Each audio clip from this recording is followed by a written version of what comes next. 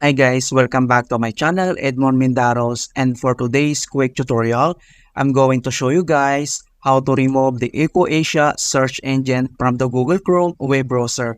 Not only removing it as default search engine in the address bar, but just removing it entirely from Google Chrome.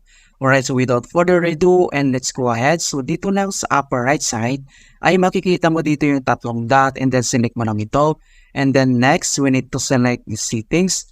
And then dito sa settings, and again, we need to select the search engines. Click mo lang ito.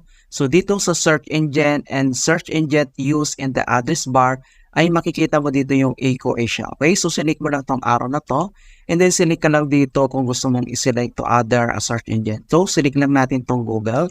And then next, dito naman sa manage search engines and site search. So click mo lang ito. And then, next ay kailangan mo lang i-select dito yung Ecosia and then kailangan mo lang select tong tatlong dot. And then, next ay kailangan mo lang select tong delete. Ayan, para ba-delete siya entire sa Google Chrome.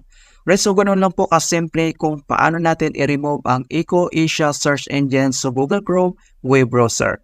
So please don't forget to like this video, subscribe to my channel for more quality content. Thank you guys and see you at my next tutorial.